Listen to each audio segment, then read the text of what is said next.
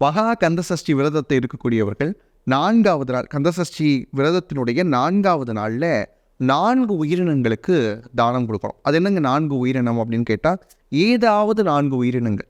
இப்போ மனுஷங்களே 4 பேர்த்துக்கு கொடுக்கலாமா? அப்படி இல்லை. மனிதனுடைய படைப்பு தவிர்த்து விலங்குகள், பறவைகள் இருப்பாங்க இல்லையா? அப்படியான விலங்குகளுக்கும் பறவைகளுக்கும் நம்ம என்ன பண்ணலாம் அப்படின்னா 4 விதமான உயிர்களுக்கு தானம் கொடுக்கணும். இது மிகப்பெரிய சிறப்பாக அமையும். இப்போ என்ன செய்யலாம்னா, எளிமையாக நான் பின்பற்றக்கூடிய ஒரு வழிமுறையை உங்களுக்கு சொல்லணும்னு நினைக்கிறேன். 4 உயிரினங்கள் அப்படின்னு நினைக்கிறப்ப, பசுமாடு வீட்டுக்கு பக்கத்தில் எப்படியாவது இருக்கும். பசுமாட்டுக்கு அன்றைக்கி வந்து கொடுக்கலாம். அதுவும் எச்சில் படாத உணவாக கொடுங்க. வீட்டில் பழசு இருக்குது அப்படின்னு கொடுக்காதீங்க, புதிதாக வாங்கி கொடுங்க. அதான் காக்கா, எப்படியும் காக்கை வந்து நம்ம வீட்டு உரங்களில் இருக்கும். அது என்ன சாப்பிடுமோ, உங்கள் வீட்டு பக்கம் இருக்கக்கூடிய காக்கா என்ன சாப்பிடுமோ அதை வந்து நீங்கள் கொடுக்கலாம் அந்த காக்காக்க. 3வது என்ன பண்ணலாம் அப்படின்னா, வீட்டில் கோழியோ மற்ற பறவை இனங்கள் ஏதாவது வளர்த்திங்க அப்படின்னா அதுங்களுக்கு வந்து தீவனங்கள் கொடுக்கலாம். இல்லை கோழி இதெல்லாம் வளர்க்கல, பூனை தான் வளர்க்குறேன் அப்படின்னா அதுக்கு கொடுக்கலாம். குறிப்பாக 4வது விஷயம் நாய்.